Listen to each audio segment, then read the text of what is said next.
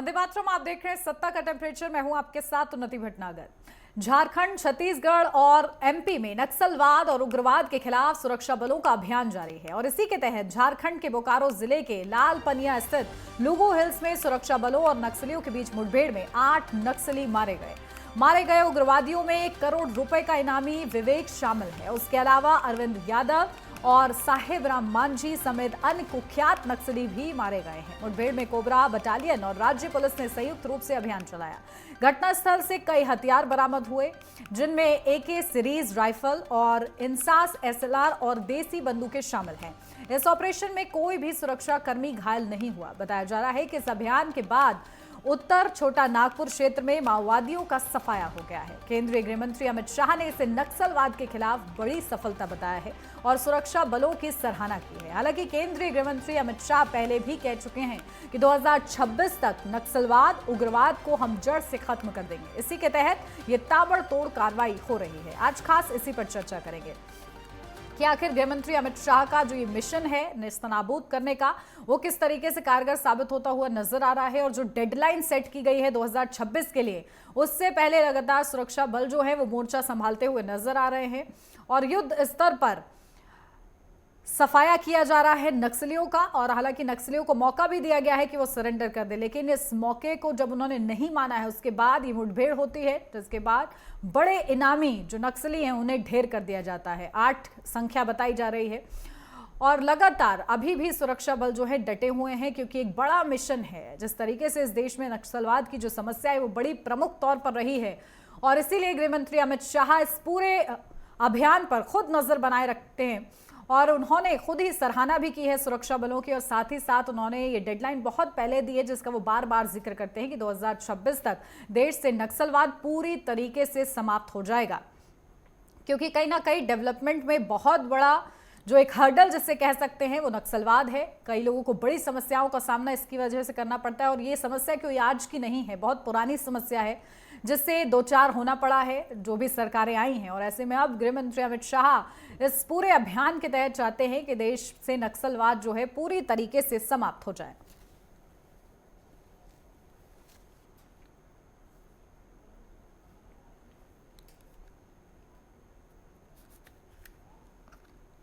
तो चलिए चर्चा की शुरुआत कर लेते हैं। खास मेहमान हमारे साथ जुड़ गए, सीधा आपको रूबरू कराते हो। हमारे साथ सुनील चौधरी बीजेपी प्रवक्ता जुड़ गए हैं। सुनील चौधरी जी, बहुत स्वागत है आपका। हमारे साथ डॉक्टर राम कांग्रेस प्रवक्ता जुड़ गए हैं। डॉक्टर राम श्रीवास्तव जी, आपका भी बहुत स्वागत है। राम निवास पूर्व डीजीपी छत्तीसगढ़ हमारे साथ जुड़ गए हैं। राम निवास जी, आपका भी बहुत स्वागत है। सबसे पहले आप ही के साथ शुरुआत करना चाहूंगी राम निवास जी, क्योंकि जिस तरीके से जिस तेजी के साथ काम हो रहा है, गृहमंत्री अमित शाह की जो डेडलाइन है कि 2026 तक पूरी तरीके से नक्सलवाद जो है वो समाप्त हो जाएगा, जो कार्रवाई हो रही है और जो कार्रवाई हुई है वो कितनी बड़ी सफलता? मैं अपने साथियों को प्रणाम करता हूं और आपको भी धन्यवाद देता हूं कि ये डिबेट आपने शुरू कराया ताकि आम जनता को इसमें पूरी जानकारी प्राप्त हो और उनका ज्ञानवर्धन हो। ये माननीय गृह मंत्री जी ने जो एक तरीके से जो समय सीमा तय की है, ये जिसमें कि निर्णायक, क्योंकि कोई जब चीज निर्णय करेंगे तभी कोई उसका नतीजा मिलेगा। तो एक इन्होंने भारत सरकार ने, छत्तीसगढ़ सरकार, झारखंड सरकार, उड़ीसा और महाराष्ट्र, मध्य प्रदेश, तेलंगाना, तो इन सभी ने एक तरीके से भारत सरकार के जो पुलिस बल हैं और विभिन्न राज्यों के जो पुलिस बल हैं, उन्होंने मिल के एक निर्णय किया है कि हम इस तारीख तक इसको समाप्त करेंगे, खात्मा करेंगे। और उसकी तरफ जो है एक सकारात्मक कदम बढ़ रहा है, क्योंकि और मेरा भी ये सोचना है, सभी का सोचना है कि कोई बंदूक ही इसका कोई समाधान नहीं है। तो भारत सरकार और सभी से राज्य सरकारें इस बात पे भी विचार कर रही हैं कि भाई यदि उनको अपना ये बंदूक छोड़ के सामान्य धारा में यदि आना चाहते हैं नक्सली, तो उनका स्वागत है और उनको भी आना चाहिए। रात के चैनल के माध्यम से भी हमारा भी निवेदन है कि वो सामान्य धारा में जुड़े और देश के विकास में, राज्यों के विकास में शामिल हों। और कि अब तक सभी राज्यों का यदि हम वो देखें तो कम से कम 15,000 जो हैं वो सैनिक पुलिस बल के जो वो हैं, और इतने ही तकरीबन नागरिक जो हैं मारे गए हैं पिछले 20 सालों के अंदर, यदि हम इसका देखें। और 1967 से लेकर जो ये समस्या शुरू हुई है और अभी तक उसका ये है। और जो नक्सलियों ने अपना एक वो बताया हुआ है कि हमको कि power run through the barrel of gun, एक प्रजातंत्र के अंदर ये कभी भी स्वीकार्य नहीं हो सकता। भारत सरकार चाहे ये कितना भी वो करे, कि भारत सरकार का इसमें एक स्पष्ट मत है और सभी राज्य सरकारों का कि ये भारत में प्रजातंत्र हमेशा रहेगा और सदियों सदियों तक आगे जब तक भारतवर्ष है तब तक प्रजातंत्र रहेगा। दूसरा ये है कि जो ये शुरुआत कैसे हुई उसमें भी मैं, क्योंकि हम प्रशासन में रहे हैं, तो कमियों को स्वीकार करना हमारा बिल्कुल वो है कि पहले जब वो क्षेत्र थे, चाहे वो हम ये देखें कि नक्सलवाद वहां पनका जहां जहां पर कि गरीब आदिवासी हैं या गरीब लोग हैं, किसान हैं, मजदूर हैं, और वहां पे संसाधन भी हैं, पूरे प्राकृतिक संसाधन भी वहीं पर हैं, गरीब लोग भी वहीं पर हैं, और प्रशासन की वहाँ कमजोरियां रही हैं कि प्रशासन ने वहां पे पिछले 70 सालों में कहें या उससे पहले भी कहें, अंग्रेजों के समय भी कहें, वहां पे जो कार्रवाई नहीं हुई, उनके विकास के लिए कार्रवाई नहीं हुई। तो इसलिए लोगों को, नक्सलियों ने उस बात का फायदा उठाया और उस फायदे को उठा के उन्होंने पूरे 9 राज्यों के अंदर एक तरीके से ये पैरेलल की समानांतर सरकार की उन चलाने का प्रयास किया और काफी कठिनाई से ये नियंत्रण में आया है और मुझे उम्मीद है कि ये हो जाएगा।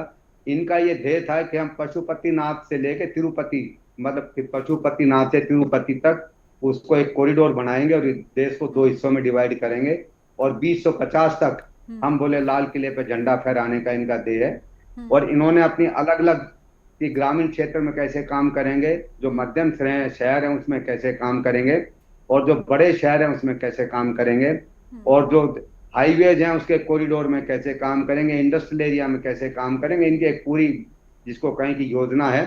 तो मैं कहूँ कि और पूरा इनका एक वेल डिफाइंड स्ट्रक्चर भी है कि इसमें यह नहीं है कि लड़ाई कौन लड़ेगा, चिंतन कौन करेगा, फाइनेंस कौन देखेगा, किस तरीके से पैसा इकट्ठा करेंगे और बाहरी विदेशों से किस प्रकार की मदद प्राप्त होगी। ये भी इनका ये हम इनको सामने यदि देखते हैं तो एक वैसा जिसका संगठन दिखाई नहीं पड़ता, लेकिन जब हम, क्योंकि फील्ड में पूरा जब अंदर जाते हैं तो बहुत ही एक संगठित संगठन है ये और बहुत उस तरीके से कार्य कर रहा है और लोगों की भावनाओं का इन्होंने, हम ये कहें कि उसका उपयोग किया है। सदुपयोग दुरुपयोग तो वो जो है निर्णय आम जनता करेगी।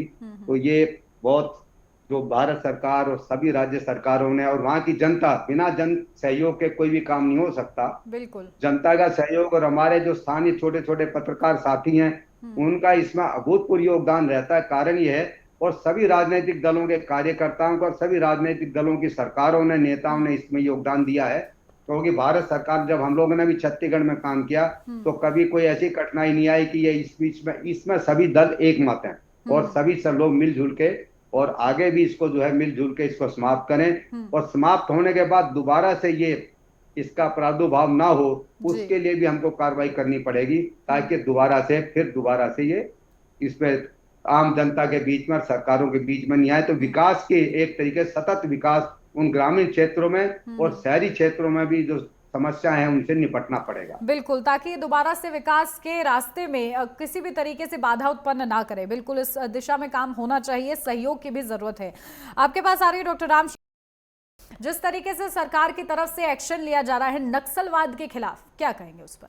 अमित शाह जी तो युद्ध स्तर पर काम करते हैं और अंतर्राष्ट्रीय लेवल के निर्णय लेते हैं।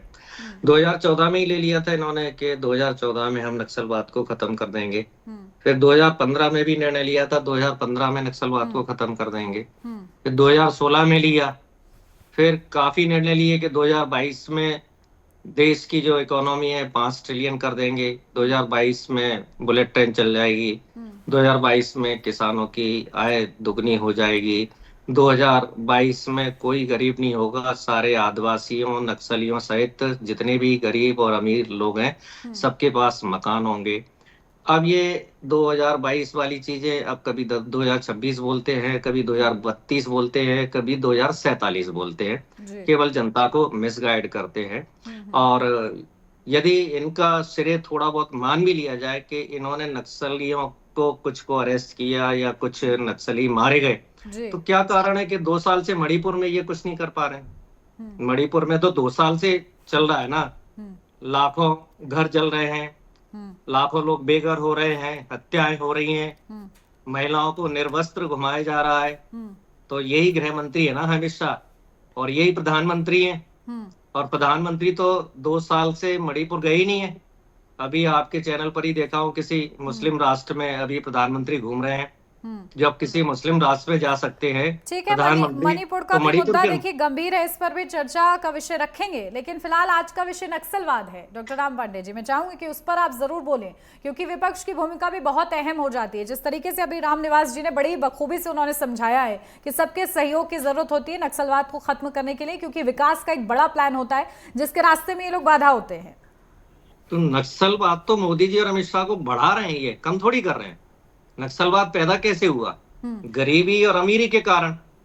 जो नक्सली हैं वो यही तो कहते हैं कि गरीबी और अमीरी के बीच जो खाई है वो कम की जाए।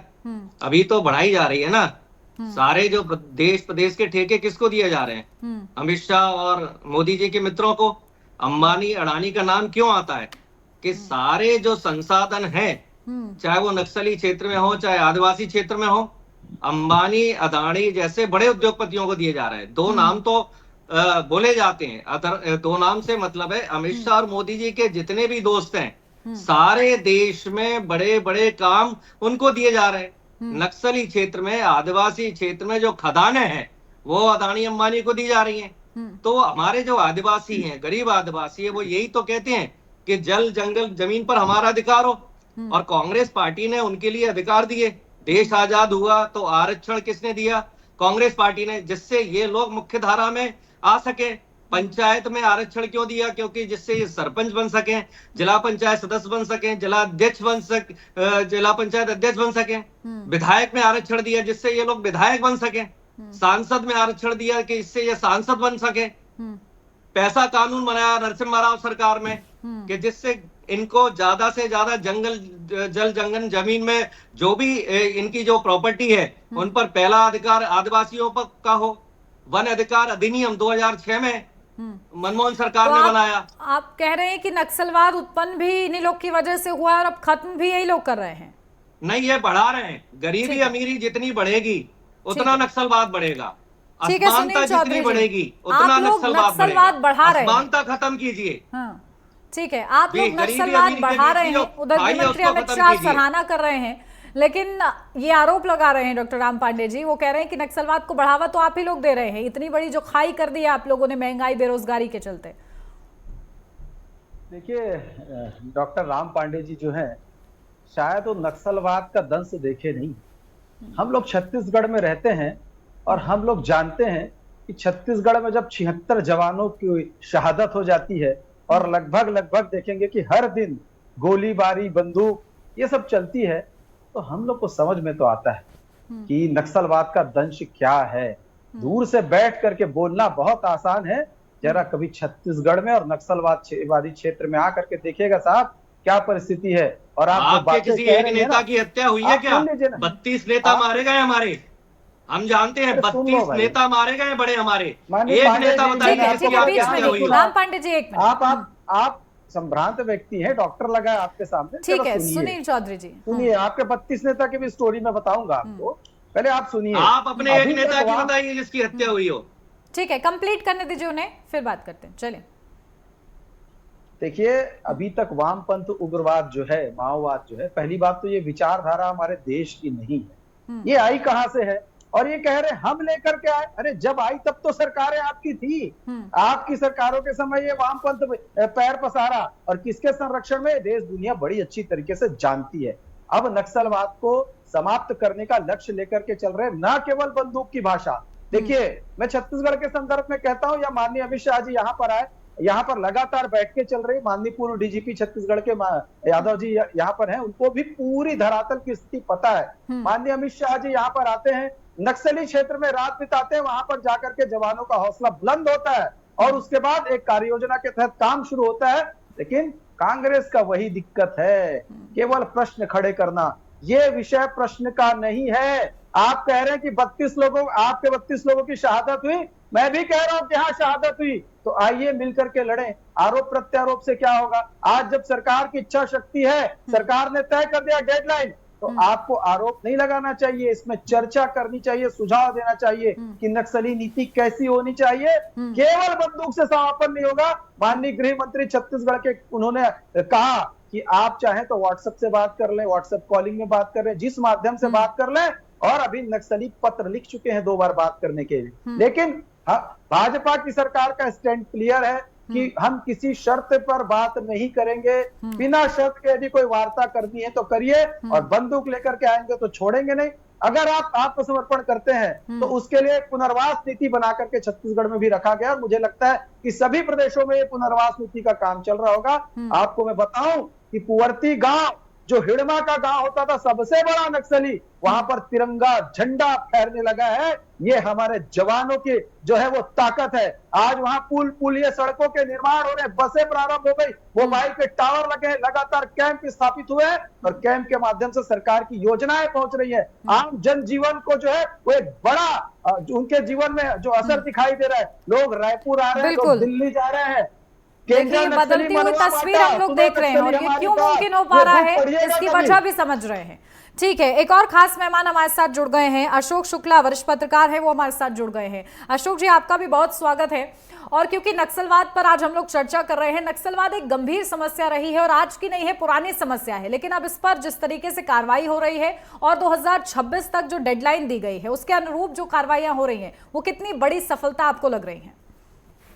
बहुत बड़ी सफलता है। 11 राज्यों में ये समस्या थी और बहुत सारे जिले से प्रभावित थे और अभी संख्या लगातार घट रही है। नक्सलियों पे लगातार किस तरह से हमारे सुरक्षा बल जो है हमला कर रहे हैं, इनके पांव कट रहे हैं, संभलने का मौका नहीं मिल रहा है। और निश्चित तौर पर जो एक लक्ष्य का निर्धारण भारतीय जनता पार्टी की केंद्रीय सरकार अमित शाह ने किया है, मुझे लगता है कि सरकार उस दिशा में बहुत तेजी से आगे बढ़ रही है। और अब नक्सलियों को भी ये समझ में आ गया है कि वो बंदूकों के जरिए या हिंसा के जरिए कुछ हासिल नहीं कर पाएंगे। उनका मनोबल टूट गया है। और निश्चित तौर पर इससे जो एक नासूर था इस देश का, 1967 से ये बनी हुई थी समस्या थी, 11 राज्यों में थी, बहुत सारे जिले से प्रभावित थे, ये संख्या लगातार घट रही है। ये बड़ी कामयाबी है, सुरक्षा बलों की कामयाबी है, केंद्र सरकार की कामयाबी है, राज्य सरकार की कामयाबी है। और आर्थिक, राजनीतिक और सामाजिक असमानता के चलते ये समस्या इस देश में हुई थी। तो अब सरकार की कोशिश ये भी होनी चाहिए कि ये एक जो असंतोष होता है जिसके चलते एक समाज का एक वर्ग जो है वामपंथी उग्रवाद की उसमें आ जाता है, प्रभाव में आ जाता है और बंदूक उठा लेता है, हिंसा करने लगता है। तो इस तरह की स्थितियां फिर से निर्मित नहीं हो, विकास की धारा से ये भी जुड़े और इनको शिक्षा, स्वास्थ्य और रोजगार जैसी सुविधाएं भी सरकार उपलब्ध कराए, जिससे कि ये समस्या फिर से जो है उस तरह से भयावह न हो जाए जैसे कुछ वर्षों पहले थी। अब इस पे काफी हद तक काबू पा लिया गया है और एक लक्ष्य जो 2026 मार्च का रखा गया है, मुझे लगता है कि ये बिल्कुल। देखिए, कहीं ना कहीं जड़ पर प्रहार करना बहुत ज्यादा जरूरी है ताकि ये समस्या जो है बार बार उत्पन्न ना हो। पांडे जी, आपके पास आ रही हूं और मैं चाहूंगी कि राजनीतिक चश्मे से हटकर अगर आप बताएं कि किस तरीके से, क्योंकि जो कार्रवाई हो रही है उसमें जो खौफ नजर आ रहा है नक्सलियों के अंदर, क्या ये एक बड़ी उपलब्धि नहीं है? मणिपुर में खौफ नजर क्यों नहीं आता है? वो भी तो देश में है ना, बाहर का प्रदेश तो नहीं है क्या? मणिपुर हिंदुस्तान में नहीं है क्या? पांडे जी, फिर आप कहते हो राजनेता को मत बुलाओ, आपने सारे राजनेता बुला रखे हैं यहाँ, आप कह रहे हैं राजनीतिक चर्चा ना करें, सारे राजनेता बैठे हुए हैं। नहीं, देखिए, आपने शायद रामनिवास जी को सुना नहीं। पांडे जी सुनिए तो, रामनिवास जी ने इतनी बेहतर तरीके से बताया कि आखिर किस तरीके से सहयोग की जरूरत होती है। यहाँ पर सिर्फ केंद्र सरकार की सराहना नहीं हो रही है, जहां पर जो ये क्षेत्र हैं जो कि नक्सल प्रभावित है, वहां की राज्य सरकारें भी काम कर रही हैं और कहीं ना कहीं कई राज्यों में आप लोग की भी सरकार है, तो सराहना सबकी हो रही है। तो राजनीतिक चर्चा बनती है, लेकिन सिर्फ राजनीति इसी दिशा में हो ये नहीं बनता है। मैं बोल रहा हूं ना, ये नक्सलवाद को बढ़ा रहे हैं। जितना आर्थिक असमानता बढ़ेगी उतना नक्सलवाद बढ़ेगा। जितना हमारे विद्यालय बंद होंगे उतना नक्सलवाद बढ़ेगा। इन्होंने विद्यालय बंद कर दिए, वहाँ महाविद्यालय बंद कर दिए, कोई यूनिवर्सिटी नहीं खुल रही। जितने अस्पताल बंद होंगे उतना नक्सलवाद बढ़ेगा। वहां कोई अस्पताल नहीं है, वहां कोई फैक्ट्री नहीं है, वहां कोई रोजगार नहीं है। कांग्रेस ने जरूर एक मनरेगा योजना दी थी कि मनरेगा के कारण नक्सलवाद कम हुआ था। एक हरेन पंड्या गृह मंत्री थे गुजरात मासूमों की जान चली जाती है, डेवलपमेंट का कोई काम नहीं हो पाता है। अगर उसके खिलाफ कार्रवाई हो रही है तो आपको नहीं लगता कि एक लाइन तो आप कह सकते हैं कि ये सफलता है? आज तक हरेन पंड्या गुजरात के गृह मंत्री थे, आज तक उनके हत्यारे नहीं पकड़े गए। बताइए, अमित शाह तो गुजरात के सारे मामलों पर आप बोल रहे हैं, सारे मामलों पर बोल रहे हैं, बस नक्सलवाद पर ही नहीं बोल रहे हैं। सुनील चौधरी जी समझाइए, क्योंकि वो ये कह रहे हैं कि अगर आप एक क्षेत्र में इतने कामयाब हो जा रहे हैं तो दूसरे क्षेत्रों में कहाँ बाधा आ रही है, वहां क्यों नहीं काम कर पा रहे हैं? हरेन पंड्या के हत्यारे नहीं पकड़े जा रहे हैं। भारतीय गुजरात के जनता गृह मंत्री पार्टी हरेन की पंड्या के सरकार हत्यारे नहीं पकड़े गए, करके काम कैसे करती है। अच्छा कार्रवाई करेंगे? पहले गुजरात के गृह मंत्री हरेन पंड्या के हत्यारों को गिरफ्तार करो, मणिपुर की बात जस्टिस करेंगे लोया के जबकि वहां हत्यारों को पर भी गिरफ्तार हमारी सरकार काम करो। करे। कितनी दूसरा, बड़ी घटनाएं हो ये गई विषय देश जो में, आतंकियों आप से कहाँ संबंधित काम है, कर रहे ये हो? विषय जो अभी माओवाद से संबंधित है, निशिकांत दुबे ने इस पर क्या कहा राजनीतिक कि देश बयानबाजी गृह युद्ध में चल रहा सबसे पहले तो है। समझना निशिकांत दुबे कि ने क्या देश कहा ठीक कि है, देश बस गृह एक युद्ध में मिनट चल दे रहा रही हूँ मैं आप है। दोनों को काउंटर करने का, जरा साथ में दिखाइए दोनों जस्टिस को। ऑफ इंडिया को जिम्मेदार बनाया है, chief justice of India Sanjeev Khanna को जिम्मेदार ठहराया है बीजेपी ने कि चीफ जस्टिस ऑफ इंडिया के कारण हिंदुस्तान में गृह युद्ध हो रहे हैं। भारतीय जनता पार्टी का नेता कह रहा है कि हिंदुस्तान में गृह युद्ध चल रहा है। अमित शाह गृह युद्ध क्यों नहीं रोक रहे हैं? अमित शाह गृह युद्ध क्यों नहीं रोक रहे हैं? निशिकांत दुबे कह रहे हैं कि पूरा देश गृह युद्ध में चल रहा है। निशिकांत दुबे कह रहे हैं, भारतीय जनता पार्टी के 4 बार के सांसद, कि देश गृह युद्ध में जल रहा है, देश में गृह युद्ध हो रहा है। भारतीय जनता पार्टी के नेता कह रहे हैं, chief justice of India Sanjeev Khanna के बारे में कह रहे हैं कि chief justice of India Sanjeev Khanna देश में गृह युद्ध फैला रहे हैं। क्यों नहीं अमित शाह रोक रहे हैं? ठीक है, आप लोग नक्सलवाद, शायद ये कितना गंभीर मुद्दा है, आप लोग ये समझ ही नहीं पा रहे हैं। ठीक है, दोबारा से रामनिवास जी मैं आपके पास आऊंगी, क्योंकि देखिए नक्सलवाद पर आपने जो अपना ओपनिंग रिमार्क ही दिया वो काफी स्पष्ट था, लेकिन शायद समझ में नहीं आया। लेकिन फिर भी मैं चाहूंगी, क्योंकि अब जो डेडलाइन दी गई है उसको सेट करने के लिए अक्टूबर तक कहीं ना कहीं ये जो नक्सलवाद के जो मामले हैं, छुटपुट मामले भी जो है, उनको शून्य होना होगा। इस दिशा में जो कार्रवाई हो रही है वो कितने सही पैटर्न के थ्रू जा रही है? ये जो सभी राज्य सरकारें जो कार्रवाई कर रही हैं और भारत सरकार भी कर रही है, मुझे पूरी उम्मीद है कि ये मार्च 26 तक पूरा हो जाएगा। प्लस माइनस 1-2 महीना ये कहें कि, क्योंकि अभी जैसे जून के बाद जो है हर क्षेत्र के अंदर बरसात आ जाती। छत्तीसगढ़ में बस्तर जो कि मुख्य क्षेत्र है वहां का, सुकमा, बीजापुर, नारायणपुर, उसके अंदर नदी नाले हैं और वो पूरा एक तरीके से फॉरेस्ट एरिया। तो फिर 2 महीने कार्रवाई रुकेगी और उसमें उसके बाद फिर अक्टूबर नवंबर के बाद फिर कार्रवाई शुरू होगी। तो क्योंकि अब नक्सलियों पर भी एक भारी दबाव है, जिस प्रकार से वो आतंक मचाए गए थे, अब जो है कि पुलिस का और प्रशासन का एक, जिसको कहें कि अपर हैंड है, और पुलिस प्रशासन ने उनको एक, जब दबाव उनके ऊपर बहुत बढ़ेगा तो वो आत्मसमर्पण भी करेंगे और वो मुख्य धारा में जुड़ने का प्रयास भी करेंगे। क्योंकि सभी सरकारें चाहती, कोई भी प्रजातांत्रिक सरकार ये नहीं चाहती कि अपने देश के नागरिकों के विरुद्ध गोली का इस्तेमाल किया जाए, और उनको हमेशा ये पुलिस भी चाहती है कि कोई गोली का इस्तेमाल ना हो। लेकिन उन्होंने इस प्रकार से गांव के नागरिकों को, जो गरीब, मतलब इसमें गरीब नागरिक ही मारे जा रहे हैं, कोई भी बड़ा ऐसा नहीं है कि आदिवासी हैं, ग्रामीण क्षेत्र के लोग हैं, वो सब गरीब हैं। वो उन्हीं को मुखबिर के नाम पे या किसी दूसरा बहाना लेकर जो प्रताड़ित करते हैं, मारते हैं। तो वो सारी की सारी 2026 तक कार्रवाई होगी। इसमें उड़ीसा में काफी नियंत्रण एक तरीके से आ गया है, झारखंड में भी है, बिहार, पूरा वेस्ट बंगाल है, तेलंगाना है, और जिसका महाराष्ट्र का तो एक ही जिला है, मध्य प्रदेश का भी एक ही जिला बालाघाट है। और जो मुख्य जिले हैं वो छत्तीसगढ़ के, जिसमें कि 4 जिले हैं, वो चारों जिलों के अंदर मैं ये कहूँ, क्योंकि वहाँ का पूरी भौगोलिक स्थिति में हम लोग घूमे हैं, वो कठिन दौर था उसमें, तो वहां पे एकदम से बहुत दबाव है नक्सलियों के ऊपर, और वही इनका कोर एरिया है। ये जो सारा पूरे देश का जो कोर एरिया है वो सुकमा, नारायणपुर, बीजापुर, और ये इसका बिल्कुल। और देखिए क्योंकि नक्सली अब ये चर्चा कर रहे हैं आपस में कि अब उनको कहीं रहने का ठिकाना नहीं मिल रहा है, और वो कई ऐसे पत्र भी पकड़े गए हैं सुरक्षा बलों की तरफ से। ये दिखाता है कि कहीं ना कहीं वो लोग खौफजदा हैं और इस दिशा में युद्ध स्तर पर कार्य जारी है। अशोक शुक्ला जी आपके पास आ रही हूँ, क्योंकि जिस तरीके से काम किया जा रहा है और इसकी जड़ का हम लोग जिक्र कर रहे थे, आपने बोला भी था अपने पहले वक्तव्य में, लेकिन आखिर वो जड़ है क्या, किस तरीके से वो उत्पन्न हुई और दोबारा से कैसे प्रयास किया जाए कि इसको पूरी तरीके से जड़ से ही नस्तनाबूद कर दिया जाए? देखिए, इसकी जड़ में जो है आर्थिक, सामाजिक और राजनीतिक असमानता थी। 1967 में जब ये समस्या हुई थी, तो एक वर्ग ऐसा था जो खुद को उपेक्षित महसूस करता था, या उसको ये लगता था कि उसके अधिकारों का हनन होता है और सरकार उसके अधिकारों की तरफ ध्यान नहीं देती, उसके अधिकारों को संरक्षण नहीं कर रही है, उसके हितों का संरक्षण नहीं करती है, जिसके चलते एक समाज का एक वर्ग ऐसा था जो विद्रोह के राह पे चल पड़ता है, और इसके चलते इसको जो है वामपंथी उग्रवाद का नाम दिया गया था। ये एक विचारधारा है, माओ की विचारधारा थी, उसके चलते उग्रवाद के रूप में ये हम लोग के सामने आया था।